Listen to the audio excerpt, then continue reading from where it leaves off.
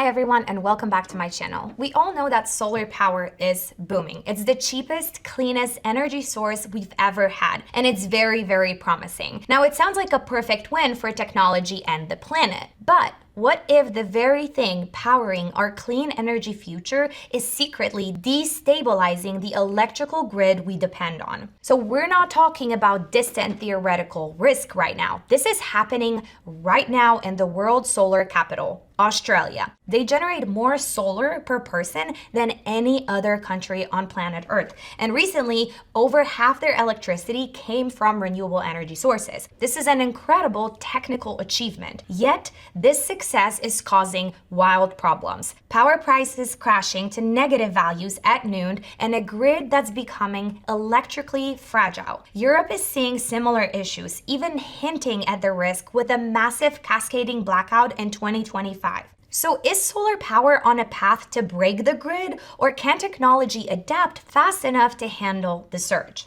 Now in today's video, we're going to use Australia and Europe as our real-world test benches. We'll look at the technical problems they're facing and the cutting-edge digital solution they are actually now deploying. So by the end of this video, you will see why the fix isn't about less solar, but it's about a radical shift in grid engineering. Now this isn't just an academic debate. This is the future of our power supply. Let's jump into it.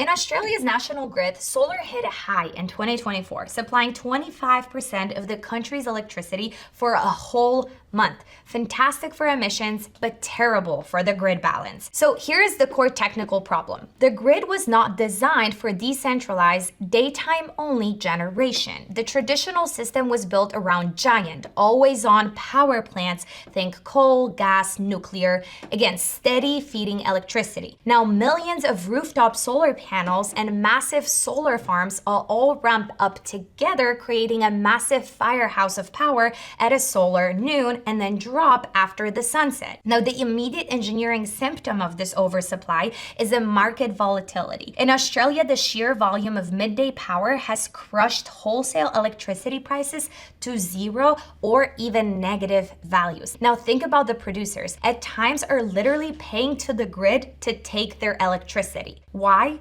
Because the system cannot absorb it all. So during a year, Australian solar farms only earned an average of $37 per megawatt hour, which is far below the market average of about $122 per megawatt hour. Now, some large farms even saw a negative average price for a season. So as the midday surplus surges, its economic value falls, and this is that solar revenue slump. Ironically, inflexible coal plants often drive the prices below zero. So since it takes hours to ramp up a coal boiler down, they bid negative prices just to stay online and profit later during the evening peak hours, forcing solar basically out of the market. Now, this isn't about too much clean energy, as crazy as it sounds. It's about grid that hasn't adapted to use the abundant midday energy effectively. Now, this is a preview of what the economic and grid management challenges we are facing here in the USA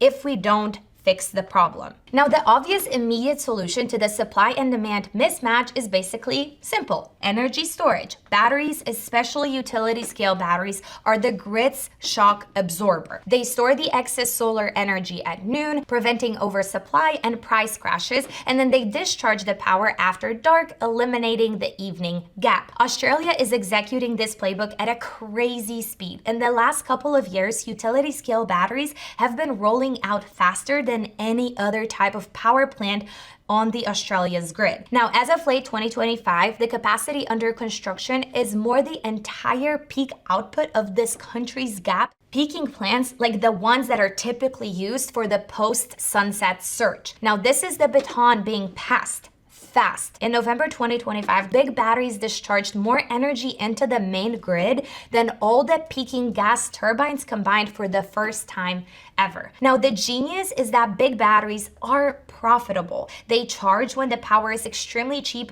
or negative and then sell when prices are high in the evening peak hours. Now, this arbitrage not only provides a huge revenue stream, but also improves reliability after dark, taming the notorious post-sunset ramp when operators have to scramble to fire up gas plants. So to keep solar golden for the grid, you must pair it with storage. California installed gigawatts of batteries, proving that they're crucial for stability during grid strains like the heat waves. But while batteries solve the energy storage problem, they introduce an even deeper technical challenge, which is grid stability. So a reliable grid isn't just about having enough energy. It's about maintaining the quality of power, specifically the correct voltage and frequency. Now, this is where the old grid had a massive physical advantage. The old grid was stable by accident. Big spinning generators, the turbines in coal, gas, the nuclear plants, naturally provide inertia. Inertia in grid terms is a rotating mass that resists change in speed. If a power plant trips offline, the massive spinning mass of all of the generators slows down the change in the system frequency, buying precious seconds for control systems to basically react. So it's like a physical flywheel. These spinning machines also provide system strength, acting as anchors to hold the voltage steady and clean even during a sudden fault. Now, here's the technical problem. Solar panels and modern wind turbines connected by power electronics, inverters, do not inherently provide that stability. So when the grid frequency wobbles, their standard grid following inverters tend to then shut off or ride through the disturbance to then protect themselves rather than shoring up the system. So as old synchronous generators retire, the grid loses its heavy spinning stabilizers. Now frequency changes more rapidly and voltage becomes less stable. Now this can lead to cascading failures. The spiral of one trip causing instability that knocks out basically more generators. Now again, this is not a drill. In April 2025, the Iberian Peninsula experienced the massive blackout that took out tens of millions of people. I talked about that on the channel. While the investigation is complex, a key expert conclusion was insufficient synchronous generating online with voltage control. So in plain English, that means the grid had become too weak. Solar and wind farms and even some conventional plants tripped offline because the voltage went wildly out of specs. Now, with so much generation suddenly gone, the whole Iberian grid basically collapsed. This happened in a grid that was only about 50% renewable at that particular moment. Now, the disaster uncovered that simply adding massive amounts of renewable without strengthening the stability measures is a recipe for a disaster. Australia has been dealing with this for years because the grid is isolated and spread out. Now, South Australia has successfully operated with 100% of its power from wind and solar at times, but only by relying on these mechanical fixes and outside support. So the traditional fixes work, but they're slow and expensive. The future needs something smarter and scalable. So let's talk about it. Enter the key technical innovation, the grid forming inverter. This is where software replaces spinning steel. Today, most solar battery systems use a grid following inverter. It's a smart follower monitoring the grid frequency and the grid voltage and pushing out power in sync with the existing signal. It assumes that large power station is setting the beat. A grid forming inverter flips that script. It is the conductor. It's programmed to behave as its own voltage source, generating a stable AC waveform reference, for example, 60 Hertz. Now, in practical terms, it can hold up the grid frequency and voltage much like a traditional synchronous generator. So if load surges, the grid forming inverter instantly injects power from its coupled battery to keep the frequency from dripping. Now, if a fault occurs, it can actively dampen the spike and maintain the clean sine wave. Now, this is all done with fast controlling algorithm. It's virtual inertia or synthetic inertia. Software and semiconductors are replacing the rotation inertia of metal turbines. Now, Australia is once again leading this deployment. The upcoming Broken Hill battery project is explicitly designed designed to use grid forming controls to provide system strength to a weak part of the grid.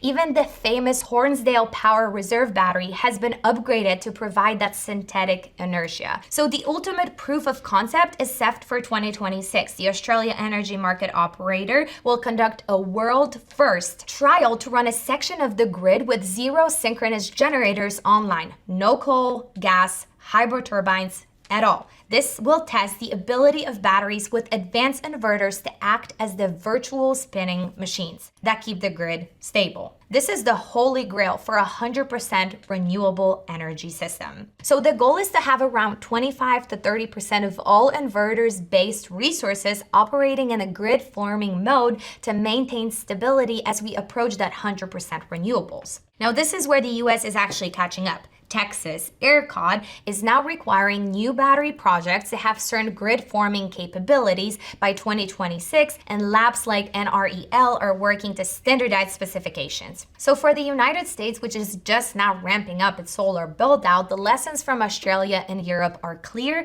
and actionable. 1. Plan for the duck curve now. Deploy storage and flexibility. We face the same midday oversurplus and evening shortfall. We need to avoid Australia's troubles by aggressively investing in large-scale and home batteries in parallel with solar construction. Number 2, strengthen the grid backbone. We have to embrace the digital stability. As US coal and gas retire, we must proactively replace lost stability. This means targeting weak areas with fixes like synchronous condensers, crucially embracing grid-forming inverter technology, expanding transmissions capacity between regions to balance solar supply across time zone, and 3, update markets to value reliability services. So in the old system, inertia was just a free byproduct. In the new grid, we must explicitly pay for it. Grid operators need markets to compensate batteries and renewable running in grid forming mode for providing stability fast, frequency response, and voltage drops. And finally, don't wait for a crisis to act, which is what everyone tends to do. The phrase "before it's too late" really applies here. We must prevent problems now by ensuring new solar installations, like in Arizona, are paid with fast frequency response capabilities to prevent instability. So is solar power going to break the grid? Not if we're smart about it. The unmanaged growth of solar causes technical headaches, but Australia and Europe prove that solutions are real. Massive battery rollouts, advanced controls, and complete reimagining of stability throughout software. The verdict is pretty good. They're pioneering the fixes that make renewable energy dominate grid work, and they actually work. Solar isn't inherently bad for the grid. It's just different. So we must shift where and how we maintain that stability.